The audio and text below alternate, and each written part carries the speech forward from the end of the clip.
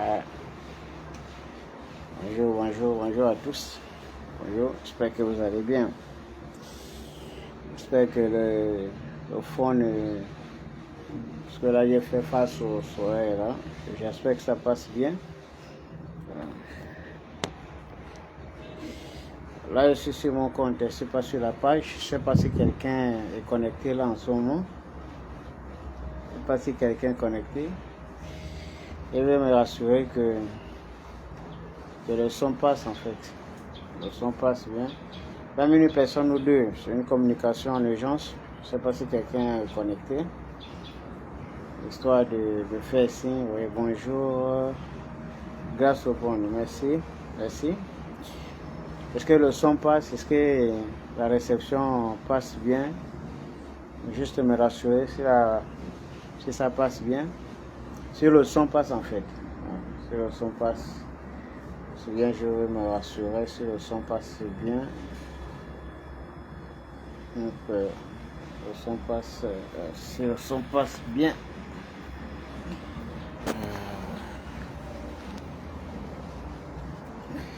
Est-ce que le son passe bien? Est-ce que le son passe bien? Est-ce que le son passe bien? J'ai eu des problèmes depuis le matin avec ma page en fait. Donc là, je suis sur mon compte pour faire cette publication. Ouais, bonjour Monsieur Georges, bonjour, merci. Merci beaucoup. Merci à vous. Allez, je suis sur mon compte. Le son passe bien. Ok, merci. J'ai la confirmation que le son passe bien. Donc, c'est une communication en urgence. Aujourd'hui, j'avais prévu de donner une communication concernant la visite du ministre en charge de la pêche au niveau du Capal hier. Donc, malheureusement, je n'ai pas assisté à la conférence de presse du ministre. Parce que le ministre a tout simplement invité les médias publics. Donc ils n'ont pas souhaité que j'assiste à la conférence de presse. Et je profite de cette occasion pour lancer un message clair au président de la transition pour donner instruction à Madame Laurence Ndong, qui est une activiste depuis la France, qu'elle donne instruction à l'ensemble des membres du gouvernement pour que on accepte lors de conférences la présence des activistes, des influenceurs, parce que c'est des communicants. Et donc on ne peut pas empêcher à quelqu'un qui est regardé, qui est suivi, d'assister à une conférence de presse. C'est impoli de faire ça. Et c'est ce qu'ils m'ont pas donné hier la chance d'assister à la conférence du ministre, parce que moi j'allais là-bas pour poser la question au ministre, où en sommes-nous avec le dossier des formations des écailleurs de poissons il y a déjà quelques temps, parce qu'on a injecté, semble-t-il, un peu d'argent du contribuable dedans. Donc il faut poser la question, parce que la gestion d'un pays, c'est une suite logique. Donc il y a eu la passation des services avec Wani Ambroué. C'est certainement que Wani Ambroué a dû aborder la question des formations des écailleurs. Donc je voulais poser la question, mais malheureusement on ne m'a pas laissé le temps de poser ma question. Et puis je voulais juste savoir comment le ministre organise la partie réservée à la formation en fait. La partie réservée à la formation, comment est-ce que je suis en live là, comment est-ce que le ministre en charge de la pêche a l'intention d'organiser le secteur de la pêche. Donc c'était un peu ça ma préoccupation, parce qu'aujourd'hui on est dans une dynamique que les responsables de la transition ont lancée, qui consiste à donner un peu plus de chance aux nationaux de pouvoir s'imposer dans tous les secteurs. Et cela passe nécessairement par une très bonne organisation. Et lorsqu'on parle d'organisation, on parle d'ouverture, on parle de clarté, on parle de visibilité. Donc on n'a plus besoin de cacher quoi que ce soit. Si vous êtes un ministre responsable d'un département ministériel, vous devez communiquer avec beaucoup de facilité, avec beaucoup d'ouverture, parce que vous n'avez rien à cacher.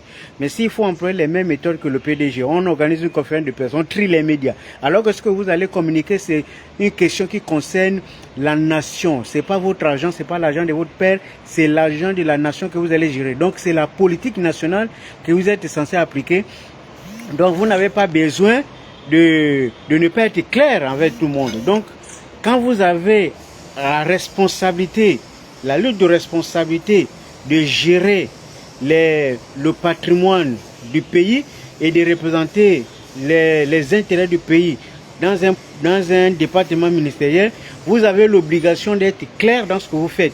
Donc si vous voyez un activiste, un gars de la société civile qui est présent lors de la conférence, il faut donner la possibilité à ce dernier de poser des questions. Vous avez l'obligation d'y répondre parce que c'est votre responsabilité. Donc ce qui s'est passé hier avec le ministre de la Pêche, moi je n'ai pas apprécié qu'on me laisse en bas et qu'on fasse monter la presse pour une conférence de presse qui ne sait pas, alors que moi j'étais déjà là sur place. Il fallait qu'on me donne aussi la possibilité de poser des questions au ministre parce qu'il est au service de la République. Il faut qu'on sache ce qu'il fait, quelle est sa vision.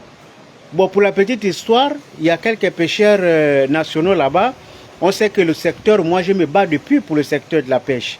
Moi j'ai effectué un voyage à Lambaréné, j'ai effectué un voyage partout pour vérifier si réellement la formation initiée et publiée par Wani Ambroué a été effective sur le terrain. Vous savez, jusqu'à présent, il n'y a pas des écailleurs qui n'ont pas été formés.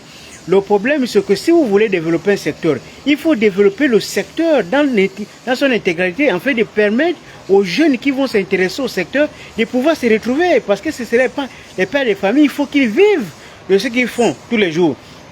Il faut qu'il y ait une certaine sécurité sociale. Il faut organiser les choses. Mais on ne peut pas organiser des choses dans un flou artistique, vous allez vous cacher. Ce n'est pas comme ça. Désormais, chaque ministre a l'obligation de communiquer ouvertement.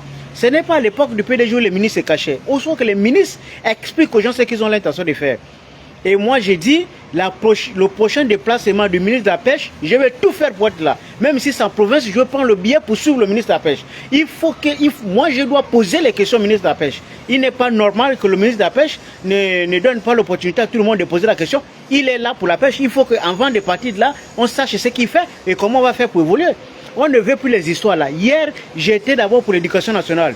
Depuis, Madame Leclerc est là. C'est pas aujourd'hui, c'est comme le ministre de la Pêche, c'est pas les nouveaux. C'est des anciens qui sont là depuis Kalakala. Donc, il ne faut pas qu'ils amènent les gens en bateau. Le ministre de l'Éducation nationale, on a dit, il y a des problèmes de place. Depuis là, il veut renvoyer les enfants des établissements publics. Il faut trouver des solutions. Si vous n'avez pas de solutions, prenez la maison du ministre et puis vous mettez ça, transformez ça en établissement. C'est eux qui ont retardé les choses.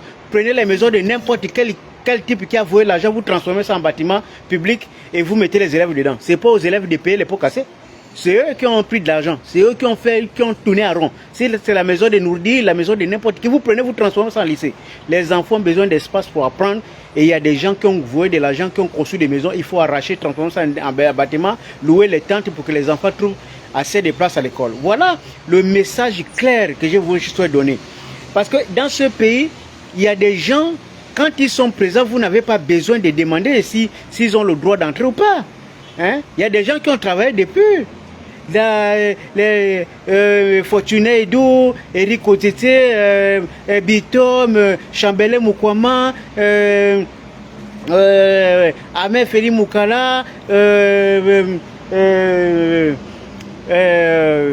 comment on appelle, ils sont tellement nombreux, je ne peux pas les citer tous, mais c'est des gens qui travaillent, c'est des gens qui ont décidé de communiquer d'une manière ou d'une autre.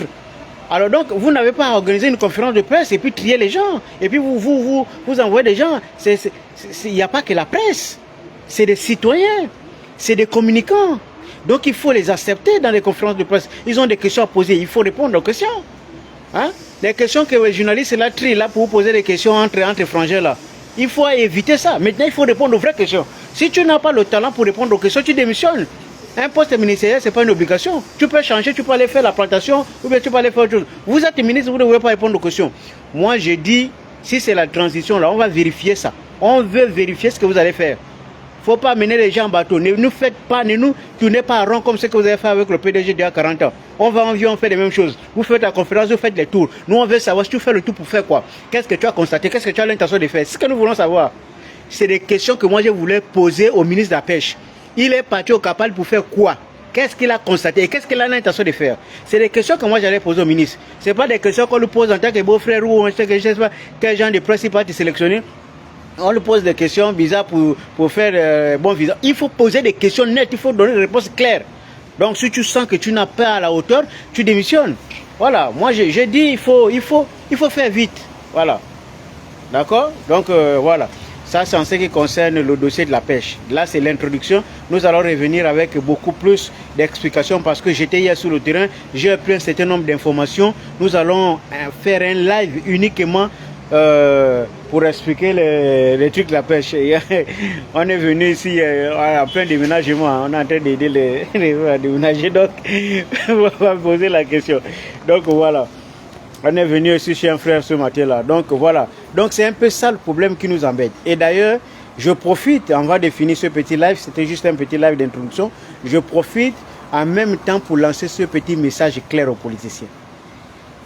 Il paraît que vous voulez encore être beaucoup plus représentés, entre guillemets, dans les institutions qui sont censées réfléchir sur les mécanismes pour nous permettre d'améliorer de façon significative la vie, le niveau de vie des compatriotes. Donc l'Assemblée nationale et au Sénat. Vous voulez encore être nombreux. Après 60 ans de récitation des mêmes choses, après avoir passé plus de 60 ans à réciter la même chanson du PDG, à donner les dons, à faire les dons, à faire de n'importe quoi, aujourd'hui vous avez encore le courage nécessaire de proposer une présence assez élevée des politiciens. J'ai dit, oh, si vous définissez même politicien là, ça veut dire quoi un politicien, d'après vous? Si on rentre vraiment dans les critères des politiciens, je crois même que même vous qui êtes déjà là-bas, là, vous ne méritez pas d'être là. Ah, vous n'êtes même pas des politiciens. La seule chose qui fait de vous les politiciens, pour certains d'entre vous ici, c'est parce que vous êtes dans les loges. Sinon, si vous quittez les loges, vous n'avez même pas le droit d'exister en tant que politicien. Un politicien, c'est quelqu'un qui a le cerveau, qui réfléchit, qui veut trouver des solutions pour améliorer le système. Ce n'est pas quelqu'un qui est là, qui s'enracine pour voler. Ça, ce n'est pas un politicien. Ça, c'est un virus. Et c'est exactement ce que vous représentez pour la plupart d'entre vous. Je pense que ce que les militaires ont fait, c'est juste pour essayer d'ouvrir pour qu'on change, non seulement la classe politique, mais les acteurs, pour que les vrais arrivent sur le terrain. Parce que ceux qui sont là, je vous avoue, vous avez déjà montré vos limites, vous n'avez plus rien à proposer. En réalité, c'est simplement parce que vous avez encore, je ne sais quoi, quel genre de contrat vous avez. Sinon, moi, à la place du président de la transition, il y a des figures qu'on ne méritait même pas de voir là, parmi vous. Dans la vie, quand tu sais que tu n'as rien à apporter, au moins il faut avoir l'élégance de fermer la bouche. Dans ce pays, il y a des gens et on reconnaît qui peut faire quoi et à quel moment. La politique, ce n'est pas l'amphithéâtre. La politique, c'est le monde du réel. C'est ce qui est réel. Pour venir en politique, il ne faut pas amener les rêves. Il faut venir matérialiser le rêve. Quand tu es déjà en fonction, c'est pour matérialiser, c'est pas pour venir faire des rêves. Les rêves, c'est quand tu es à la maison. Tu prépares.